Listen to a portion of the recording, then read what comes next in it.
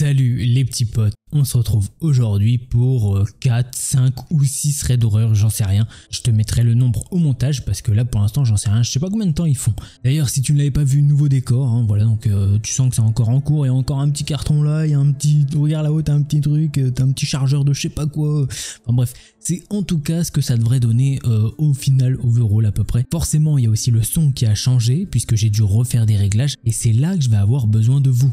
Puisque moi dans mon casque, hein, c'est un gros casque quand même, tu vois, donc j'entends très bien, ça marche très bien. Mais vous, en fonction de si vous me regardez sur une télévision, sur un téléphone, sur une tablette, n'hésitez pas à me dire si c'est trop fort ou pas assez. Vous voyez, on va corriger ça ensemble. Donc c'est là que j'ai besoin de vous. Et ça concerne les threads qui sont tournés dans ce nouveau décor. Puisqu'il y a 2 threads qui seront tournés dans l'ancien décor. Donc ceux-là, ça compte pas vraiment. Et là, on va commencer directement avec un thread. T'es pas prêt? Franchement, tu n'es pas prêt, moi non plus, j'étais pas prêt. Et avant que je vous laisse avec les threads d'horreur, on va reprendre un petit truc, c'est les questions. Moi j'aimais bien.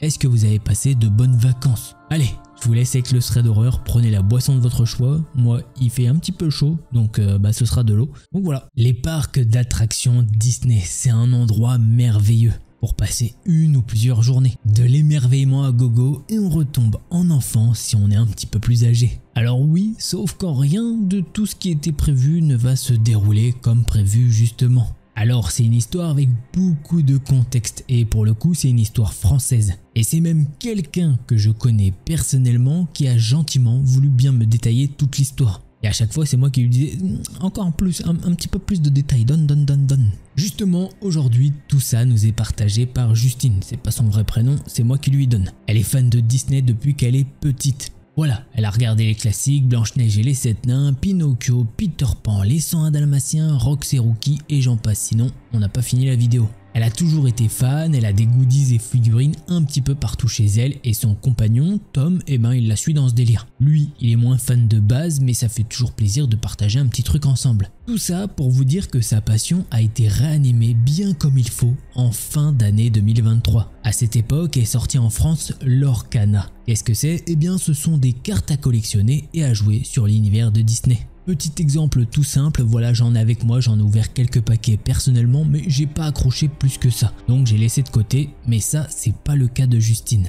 Elle en raffole, elle dépense beaucoup là-dedans, voilà, elle dépense en conséquence de cause et elle connaît ses limites budgétaires. Et d'ailleurs faites attention, ça peut devenir une addiction. Tout ce petit contexte pour vous dire que le jeu de cartes fait son petit bout de chemin et connaît un très gros succès en France. Et justement pour fêter un peu ce succès et tout, Disney a décidé de sortir un coffret nommé D23. Le D pour Disney et 23 pour l'année 1923, l'année où Walt Disney a fondé l'entreprise. Tout ça pour dire que ça va être un big événement mondial dans beaucoup de parcs à travers le monde. Et c'est prévu pour le week-end du vendredi 9 août 2024 à dimanche 11 août 2024. Ok, vous avez quelques informations, maintenant bon, c'est pas fini, j'en aurai d'autres, mais c'est important pour que vous compreniez que même en France, on vit avec des fous de chez fous.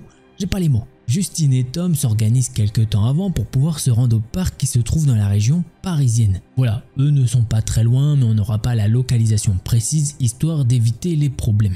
Le temps avance et justement les plans changent un peu parce qu'ils parlent avec beaucoup de monde et de ce qu'ils savent, il va y avoir beaucoup de monde qui vont se rendre sur place. Tout ça pour se procurer les fameux coffrets de cartes. Du coup, avec leurs 2 amis, ils se disent que ce serait mieux de venir bien plus tôt. Mais genre vraiment plus tôt. Normalement, ça ouvre à 8h30 le parc. Et on leur conseille de venir vers les 6h du matin au début. Et au fur et à mesure que l'engouement prend, ils se disent que même 6h c'est un petit peu trop tard. Ils se disent allez, on fait une grosse folie, on y va pour 4h du matin. Ils veulent absolument pas louper ce coffret. Et en plus de ça, ils ont rendez-vous avec des potes en fait. Ok, ils vont devoir attendre dehors la nuit, mais ça devrait aller, devrait pas y avoir tant de monde. Et puis en plus, il fait assez frais, c'est en août.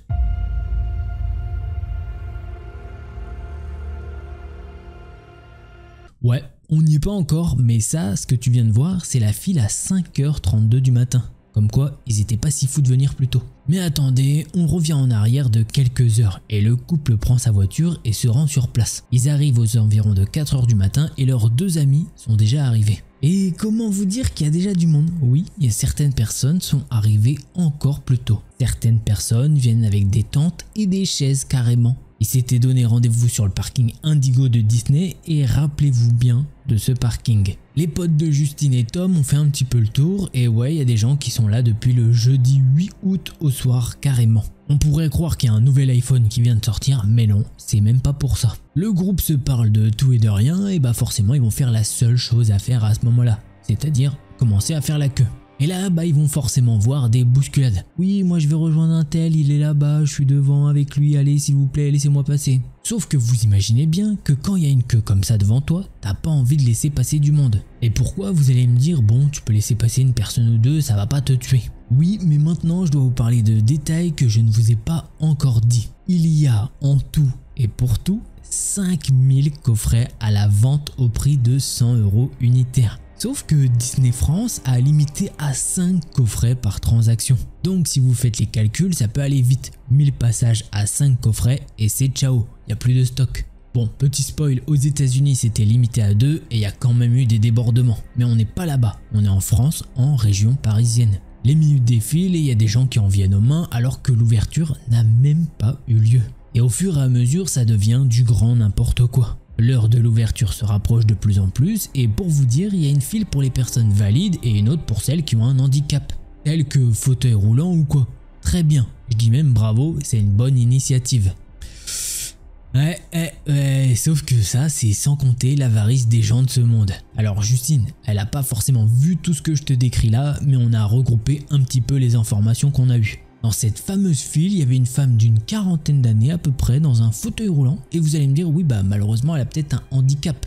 Et bah non, c'est une femme qui essayait de se grimer, qui essayait de faire comme si elle était sortie de l'EHPAD et qu'elle était beaucoup plus vieille que ce qu'elle était en vrai. Voilà, donc on en est à ce genre de pratique. Et au vu de ses capacités cognitives et tout, enfin bref, la personne, ça se sentait qu'elle n'avait pas du tout l'âge qu'elle prétendait avoir. Bref, un autre cas, il y a quelqu'un qui a ramené sa grand-mère dans un fauteuil roulant. C'était vraiment une très vieille personne qui clairement n'aurait pas dû attendre toute la nuit dehors pour avoir des coffrets de cartes. On va pas juger si elle aimait les cartes Lorcana à son âge, mais j'ai l'impression quand même qu'il y a eu une petite magouille du petit-fils pour acheter plein de coffrets. Vu qu'ils sont deux, bah ils peuvent acheter 10 coffrets.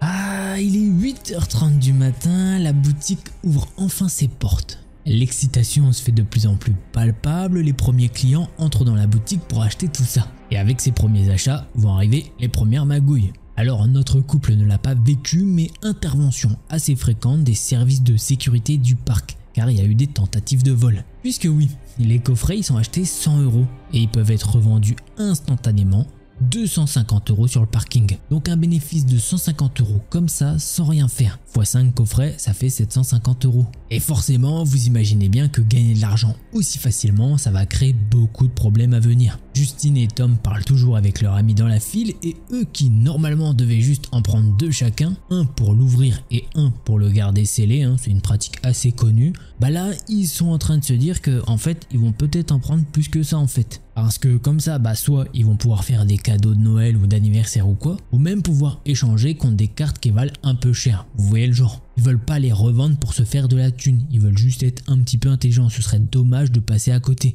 En fait, ce serait dommage de laisser des gens se faire du fric justement sur ça, alors que eux ils veulent juste échanger pour d'autres cartes possiblement. Et bref, enfin tout ce groupe arrive, les amis de Justine passent devant eux et ils arrivent à prendre leur coffret. C'est trop cool. Justine et Tom ils passent à la caisse littéralement parce que ça part sur du moins 1000 €. Ouais, il y a 5 coffrets et comme ils sont deux, je te fais les calculs, moins 1000 €.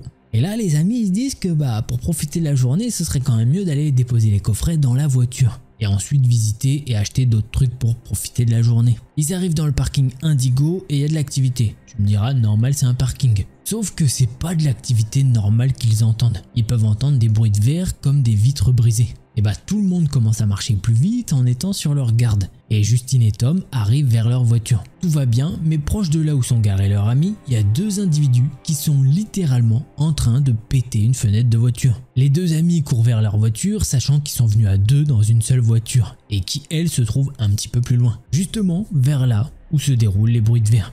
C'est simple, ils arrivent en gueulant près de leur voiture et la voiture juste à côté de la leur a la vitre arrière brisée. Ils sont donc montés dans la voiture en 4e vitesse et ils sont venus se mettre juste à côté de la voiture de Justine et Tom. Et au début, ils n'ont pas fait le rapprochement, mais ensuite, ils ont appris que des gars avaient pété des voitures pour voler ces fameux coffrets. Et du coup, à quelques minutes près, Justine et Tom et ses amis se seraient fait défoncer la voiture et en plus, ils auraient perdu leur coffret puisqu'ils prévoyaient de les mettre à l'arrière d'une voiture. Enfin, tout ce qui est de plus normal, c'est une voiture, t'as le droit de mettre tes objets personnels dedans. Suite à ça, le groupe d'amis n'a même pas profité de la journée au parc et ils ont préféré aller chez Justine et Tom pour jouer et décompresser avec un barbecue improvisé. Et voilà l'histoire un petit peu plus storytelling de mauvaise expérience qu'un thread d'horreur. Mais voilà.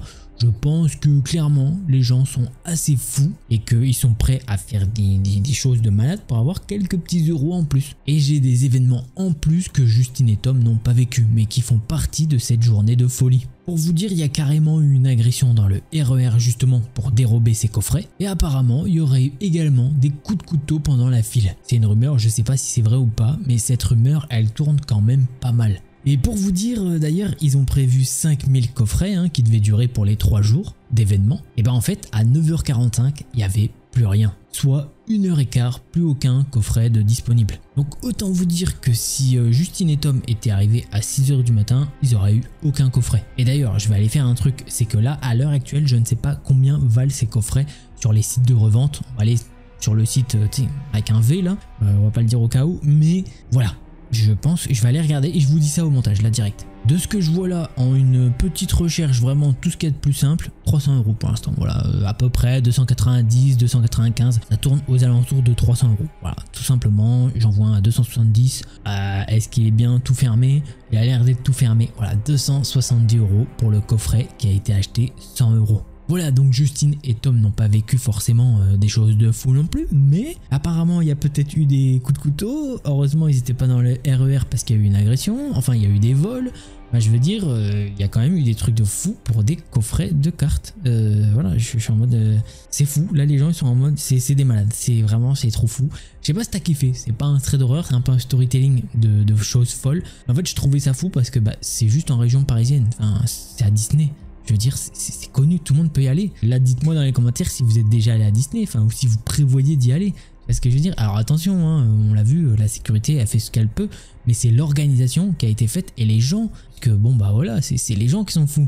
Même si je pense que ça a été assez mal organisé, et les gens qui clairement ont pété un câble. On passe au prochain thread d'horreur. Voilà, elle a regardé les classiques, Blanche-Neige et les 7 nains, Pinocchio, Peter Pan, les 100 dalmatiens, Roxorico. Je sais pas qui j'allais dire, mais j'allais tout déformer.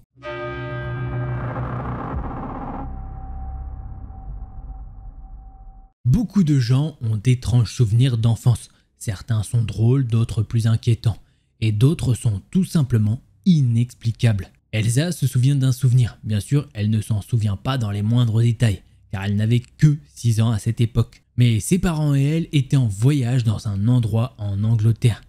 C'était une ville avec de nombreuses cathédrales. Ils avaient essayé de séjourner dans quelques endroits, mais ils avaient vite découvert qu'ils étaient assez chers.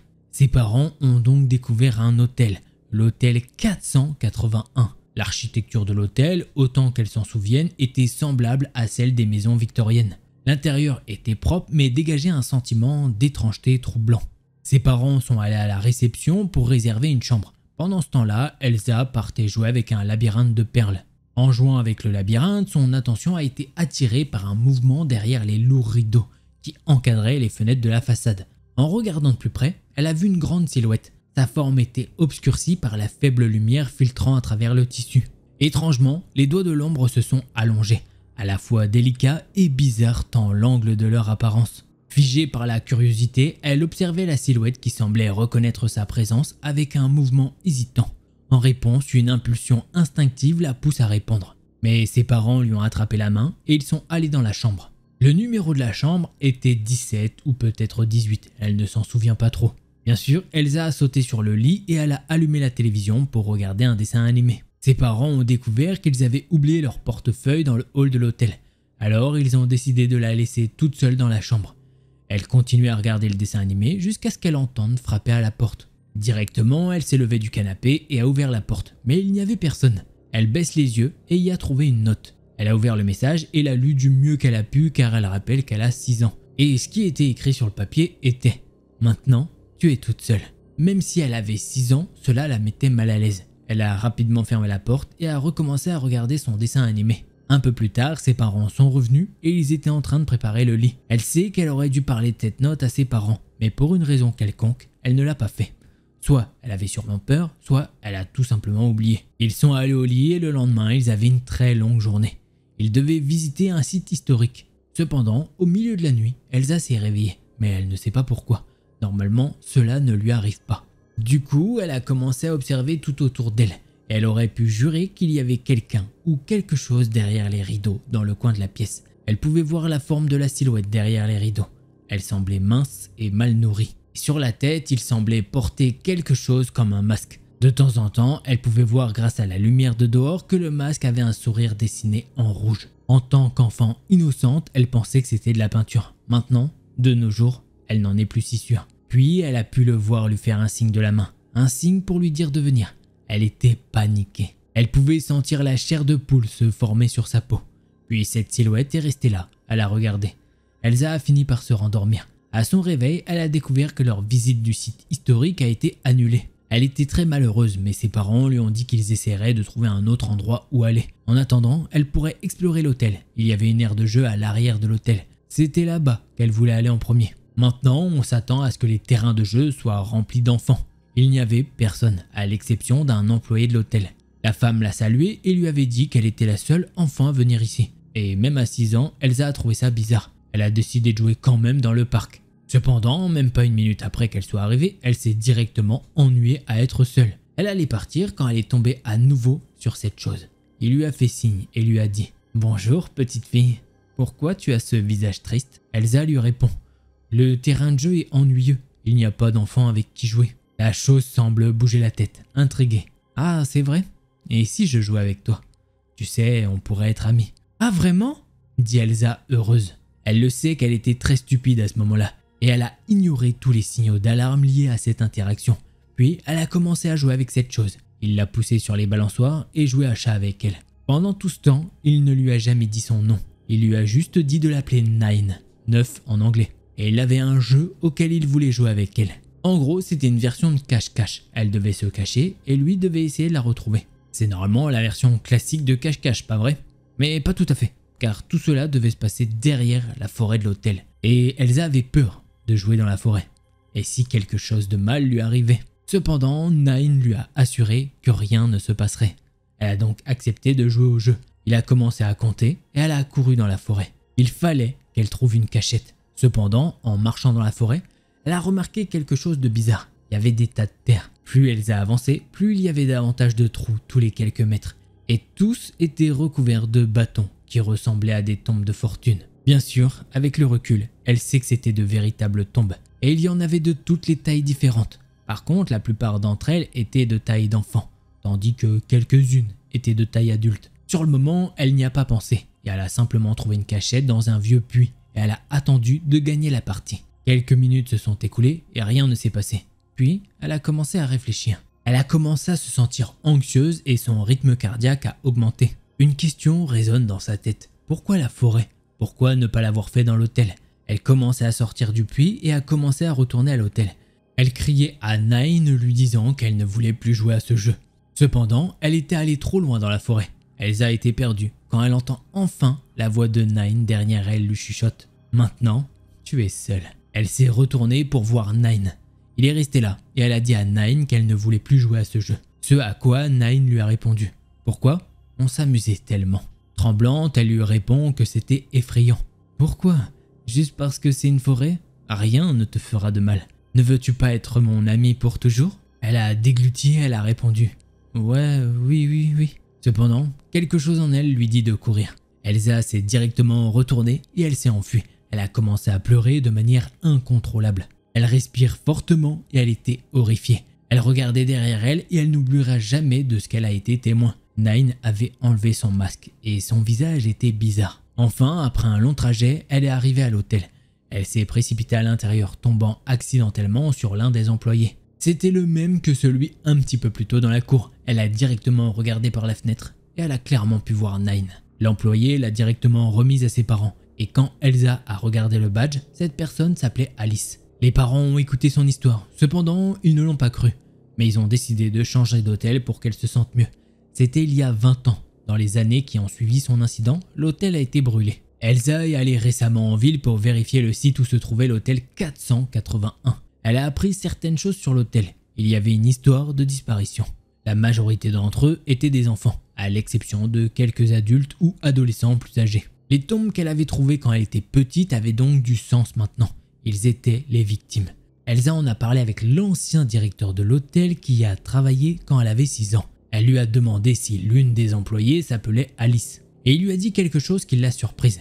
Il n'y avait aucune personne qui travaillait là-bas qui s'appelait Alice selon lui. Quoi qu'il en soit, Elsa soupçonne le propriétaire d'être complice de Nine et qu'il devait être plusieurs Nine. Il était évident que Nine visait les enfants, car ils étaient les plus crédules. Il leur a dit probablement les mêmes choses qu'à elle, qu'il voulait être leur ami et ensuite proposer le jeu, leur demandant de jouer, de se cacher, essayant de le retrouver et l'assassiner et enterrer ensuite leur corps. Elle pense qu'elle est l'une voire la seule à avoir survécu. Mais maintenant que l'hôtel a été brûlé, où est le Nine ou les Nine? Car elle est persuadée qu'ils sont plusieurs. Même encore aujourd'hui, elle a peur de ce qu'ils pourraient faire. Ont-ils réglé leurs problèmes? Voilà, c'est comme ça que se termine ce thread d'horreur. Alors, est-ce qu'il est vrai? J'en sais rien, ça paraît fou, mais on sait jamais, Il y a une possibilité. Je suis pas sûr à 100%, hein, voilà, mais je le cale là comme ça. Allez, prochain thread d'horreur.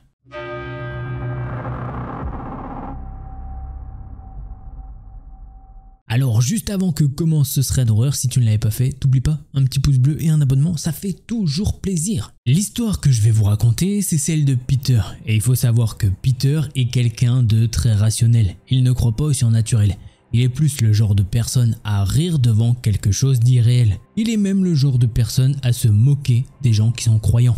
Il est également rationnel et essaye de trouver une logique comme les maladies mentales, empoisonnement ou même des délires. Et sur ces choses-là, il est très têtu. Peter est diplômé en astrophysique et cosmologie. Donc pour quelqu'un qui a de tels diplômes, pour lui, ce qui va lui arriver est très difficile à admettre. Tout commence il y a quelques années. Une nuit, il est dans son lit et tout se passe bien. Puis soudainement, il a commencé à sentir ses pieds s'enfoncer dans le lit. Peter se redresse un peu pour voir ce qui se passe au niveau de ses pieds. Mais il n'y a rien. Il se rallonge, mais maintenant, il se sent observé. Le lendemain, Peter a décidé d'aller acheter un avertisseur de monoxyde. Il a rapidement pensé qu'il avait un empoisonnement au monoxyde d'une chaudière qu'il pourrait fuir. Mais l'alarme ne s'est jamais déclenchée. Donc à ce moment-là, Peter y reste perplexe. Et la nuit suivante, il a commencé à avoir des paralysies du sommeil. Et dans ces paralysies, il y a des créatures démoniaques qui attaquent Peter. Mais Peter reste toujours rationnel car il se dit que c'est normal. La science l'a déjà expliqué plusieurs fois. Ce ne sont que des hallucinations. Mais plus les nuits passent et plus ça s'aggrave. Peter voit maintenant des choses étranges, bizarres autour de lui. Mais cette fois-ci, en pleine journée. Sa famille a pu apercevoir des choses bizarres. Et son chien, lui, se mettait à aboyer sur des choses qu'il voyait. Puis les mois ont passé et la paralysie du sommeil s'est encore aggravée. Ces nuits sont un véritable cauchemar éveillé. Un démon vient le voir tous les soirs, le caresse de haut en bas puis le retourne et abuse de lui par derrière. Et Peter le sait, il reviendra le lendemain et le surlendemain et même les semaines qui vont suivre. Un an passe et il est toujours au même point. Il a toujours des paralysies du sommeil toutes les nuits. Le démon vient abuser de lui et repart comme il en a envie. Son sommeil est devenu chaotique, il est complètement épuisé. Peter est plus déprimé que jamais et il a envie de tout arrêter. Il a des pensées sombres qui l'envahissent. Les démons dans son sommeil lui parlaient et en parlant avec eux, il a pu apprendre des mots comme succube et incube. Puis plus le temps passe et plus il se dit que au final, c'est peut-être pas des hallucinations. Peter veut des réponses et il décide d'aller sur un groupe Reddit sur lequel il est actif. Ce dernier traite de la paralysie du sommeil.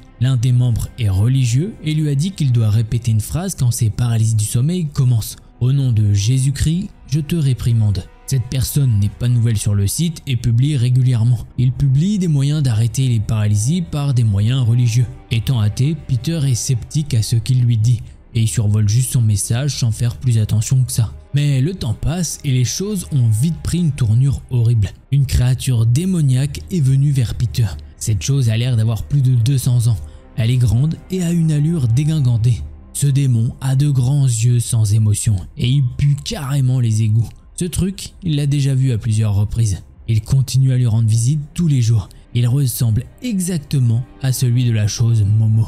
Pendant ce temps, des tas de scorpions commencent à ramper vers lui, monter sur les murs et s'infiltrer au plafond. Puis enfin, Peter se souvient du message qu'il avait lu sur Reddit. Au nom de Jésus-Christ, je te réprimande. C'est très difficile pour Peter de le faire puisque sa mâchoire est fermée à cause de sa paralysie. Mais il est capable de pousser de l'air à travers ses dents. Quand il l'a dit, la créature démoniaque dégoûtante et tous les scorpions sont soudainement partis. Puis Peter s'est réveillé et a commencé sa nouvelle journée. La nuit suivante, il est de nouveau en paralysie. Il récite donc de nouveau la même prière et tout s'est de nouveau arrêté. Avec cette prière, Peter a réussi à stopper beaucoup d'épisodes de paralysie du sommeil. Il est complètement sous le choc et remet en question la vision qu'il a du monde et sa vision sur les religions. Lui qui avant se moquait de la religion, et bien là, elle est en train de commencer à le remettre à sa place. Dans la journée, il voit un démon venir vers lui et cette chose ressemble à un pylône électrique. Et quand cet être est près de lui, il ressent un champ magnétique venant de lui. Puis après ça,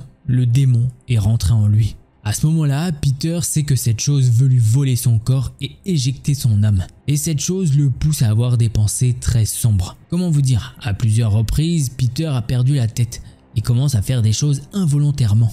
Le temps passe et Peter a commencé à lire la Bible pendant 1 an. Mais c'était pas très régulier et cela n'arrêtait pas ses pensées noires ni ses paralysies. Donc il l'a mis de côté, puis à un moment il a remarqué quelque chose. La Bible est rangée avec d'autres livres, mais étrangement, le seul qui est recouvert de moisissures, c'est ce livre. Peter à ce moment-là, il se dit que c'est vraiment étrange. Même sa mère lui a dit. Arrivé début février 2022, Peter ne s'est toujours pas débarrassé de ses démons. Il a l'impression qu'il y en a de plus en plus autour de lui. Maintenant, ils apparaissent même le jour quand il est éveillé. Quand il est dans son lit, il peut les sentir monter et descendre sur son ventre. Même avec la prière qu'il récite, certains démons restent. Il en arrive au point qu'il ne peut plus dormir sans les sentir. La sensation qu'il a quand il grimpe sur lui, c'est qu'on lui donne un coup de poignard. C'est douloureux et plus les jours passent, plus c'est douloureux. Peter en a déduit que les démons devenaient de plus en plus puissants. Alors, dans un cri de désespoir, il a hurlé « Est-ce que quelqu'un peut m'aider ?» Peter est en larmes, ça fait 2 ans qu'il subit les attaques de démons. Soudain, il entend un bruit, le bruit du vent qui est calme. Puis un être avec une armure, une épée et un bouclier est apparu. Cet être a jeté son épée dans le tapis, puis une onde d'énergie s'est propagée. Cette énergie est venue jusqu'à Peter. La sensation qu'il a ressentie à ce moment-là est très étrange. Les démons ont commencé à sortir de lui. Ils sortaient de ses pieds, de ses doigts ainsi que de sa tête. Il les sent monter dans son visage, dans son cerveau et enfin sortent de lui. Cette sensation est tellement bizarre qu'il ne sait pas comment nous la décrire. Les démons criaient de tous les côtés. Peter tourne la tête et a vu un démon qui se battait avec l'être venu l'aider. Et heureusement, le démon a perdu. Au cours d'environ 2 heures, cet être a éliminé plus d'une centaine de démons qui sortaient du corps de Peter. Quand un démon était vaincu, il pouvait voir une sorte de substance bizarre sortir de ses pieds et de ses doigts. Quand tout s'est terminé, il a senti une énergie nouvelle l'envahir. Il était plus léger et il était plus du tout déprimé. Plus tard, il a découvert que cet être qui l'a aidé était l'archange Michel. Et à partir de là, il est devenu croyant et il se met sérieusement à lire les écritures. Peter perçoit encore des choses et Saint Michel est revenu quelquefois l'aider, car les démons sont revenus à plusieurs reprises. Peter a découvert qu'il était vulnérable aux attaques lorsqu'il dormait, mais les démons qui l'attaquent sont de moins en moins et il pense que c'est grâce aux écritures religieuses. Dans pas longtemps, il va aller à l'église pour la première fois. Et il sent que quelque chose va se produire, quelque chose de puissant va le protéger. Mais Peter se demande une chose, depuis combien de temps les démons sont restés en lui? Alors tout d'abord je tiens à préciser que ce n'est qu'une histoire que j'ai lue sur Reddit, et je ne fais en aucun cas la promotion d'une religion, voilà, qu'on soit clair. Maintenant, on se demande si Peter il aurait pas beaucoup de problèmes et s'il retransmettrait pas tout ça dans ses paralysies du sommeil. Peut-être qu'au final il est même atteint d'une maladie mentale. Ça, on ne le sait pas. Et est-ce que tout ce qu'il a vécu est réel ou non? Ça, je ne peux pas le garantir, donc chacun se fait sa propre idée. Si vous avez des théories, vous connaissez, ça se passe dans l'espace commentaire. Voilà les petits potes, j'espère que vous avez kiffé cette vidéo. Si c'est le cas, vous connaissez un petit pouce bleu et un abonnement. Et vous n'hésitez pas à me dire pour le son en termes de qualité. Maintenant, si vous en voulez plus, je vous invite à cliquer sur une de ces 2 vidéos là. Allez, c'était Delcor, en attendant la prochaine vidéo, portez-vous bien, tchuss les petits potes.